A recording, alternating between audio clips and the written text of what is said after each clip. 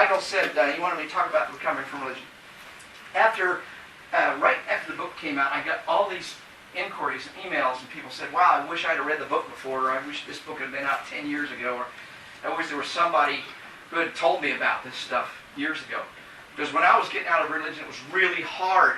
I wanted to get out, but I had kids who were, and I was a good example of it. I was 38 years old when I got divorced, and I'd probably already been an agnostic for some years before that time, and a very liberal Christian, but I was married to a woman that I loved, and I had 2 kids, and she wanted to keep us in the church. And her parents and my parents were super fundamentalists. It would have been very difficult to get out without huge social and familial consequences. So I got all these emails from people, and they were saying the same thing that I had gone through. And I realized there's a lot of consequences in leaving religion in any culture. Of course, we see in Muslim culture, you get your head chopped off. Well, thank goodness we don't get our head chopped off, but we can get our family chopped off. We can lose our whole family over it. So I, one day, just announced I'm going to start this group, Recovering from Religion, in Kansas City, Kansas.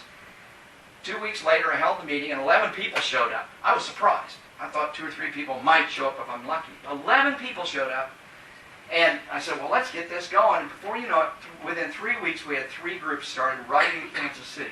These are groups that meet about once a month, and their main purpose is to focus on getting out of religion. Now, we're not knocking on doors. We're not dragging people out of church. We're not Mormons. We're just there to give people a place to talk. We have a kid who's 28 years old, been married for 5 years, raised in fundamentalist evangelical home. His wife's still fundamentalist. He's an atheist. Now, and he says, I don't want to raise my kids that way, and we're starting to talk about having kids. I said, oh shit. I mean, that's a big problem. I don't have the answers. Nobody in the room has the answers.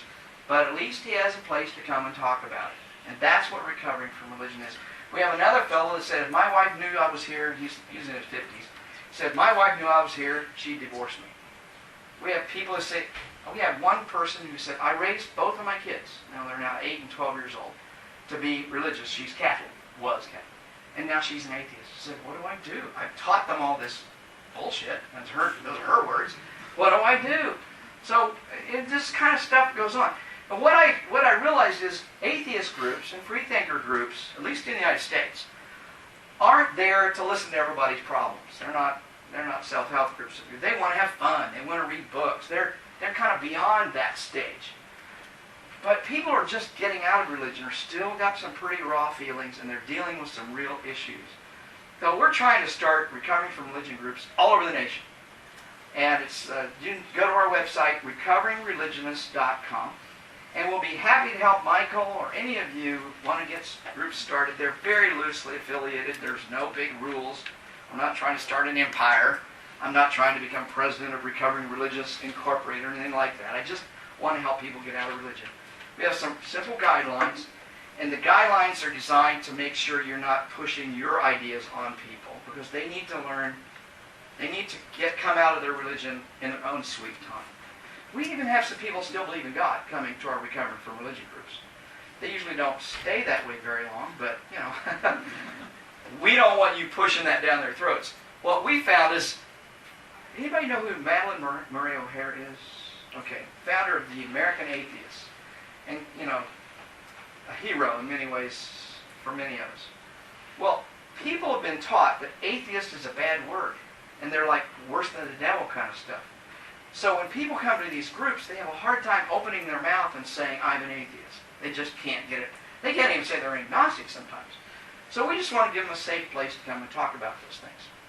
My grandmother used to hear, this is a few years back, my grandmother's hear Madeline Murray O'Hare's name on the radio, or the TV or something. She'd say, that woman's worse than the devil. Well, my granny was the ultimate theological authority. There's no pope knows more about the God or the Bible than she does. And by the way, the pope was the Antichrist as far as she was concerned. And so, if you disagreed with Granny, you'd probably get your face slapped. So you got to be real careful asking Granny theological questions. So it took me several months to get the courage. After about hearing 4 or 5 times, I said, Granny, how can anybody be worse than the devil? She said, well, at least the devil believes in God. So that's the kind of background I came up with. And that's the background that a lot of people that come to our meetings are brought up with. They've still got a lot of issues they need to deal with. And the other thing is so fun, interesting, we have atheists coming to our Recovering from Religion meetings who have been atheists for over 20 years, and they're still dealing with guilt issues, say around child rearing or around sex or around food. I mean, there's all sorts of guilt that people still carry into their lives, even though they're no longer religious. But once you're infected with that God virus, it's still in there. You got to actively work to get it out. And you got to inoculate yourself, if you will. So contact me if you're interested in starting a group, or talk to Mike about it. We just want to get groups started. We don't care where or how they get started. And I'll support you by email if you want. I don't think I'll support you by phone. It's too expensive. And I don't make a dime out of that, by the way. So, but I would be happy to send you the materials. All right, Mike. Michael, is there anything else that... No, that's excellent. Okay, good. Absolutely. Well, I should say, like I said earlier, Delta is holding the books hostage. I wanted to have them here to sell to some of you. If you would like to buy books, you see my friend back there, Judy. Give her your name and address. Pay her your money, and we will mail you with no cost a signed copy of the book to you. I'm sorry that we don't have them right here for you now, but anyway, she can take care of you.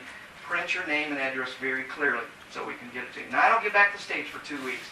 I'm going to enjoy this country, this beautiful country, for a few weeks, and I'll get it right back to you as soon as I get off the plane. I'll get them in the mail to you. Signed copies.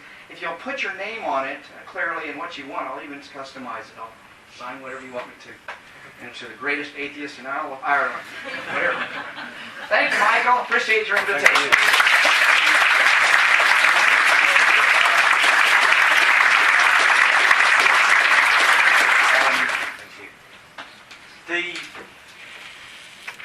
That virus analogy, I mean, it's very good. Particularly the stress thing. The only times I've been in church in recent decades have been at funerals. You know, when somebody is close to you, somebody's dying, you go along just to show some sort of support. And it always strikes me at those funerals that it is at times when people are most vulnerable. Yeah. That it's really, really nasty to have those sort of that sort of indoctrination going on there. Although the last funeral there was there was actually, some of you guys might know Ken McHugh. He was the first person in Ireland to officially left the Catholic Church about 10 or 15 years ago, publicly. And but his father died a while ago. His father was very religious, and he was also very into football. Football in many ways is worse than religion, because you can change your religion, but you can't change your football team. but Ken's dad used to train local children in football, and they used to play on a Sunday, and he used to bring them to mass before he would bring them to football. And some days the scheduling would clash, so he wouldn't be able to bring them to mass and then bring them to the game. So he would bring them to mass, leave halfway through the mass, play the football game, and then come back and hear the last part of a later mass. So it really is. I mean, if you get kids at a young age, you sort of manage to indoctrinate in that sort of stuff. It's a very important time, and it's particularly in terms of it kind of draws into the next topic that we're going to talk about here, which is the need for a secular education system. Because we've seen in Northern Ireland here in particular, we've seen the impact that splitting children up on the basis of their religion has on communities in terms of escalating and intensifying community differences. But that's not just between religions. I mean, the idea of just religious education generally and teaching children, having the same person who teaches children actual facts, also teaching them these imaginary notions at an age when they're still starting to form their rational faculties and are not quite capable of making those distinctions is a really critical part of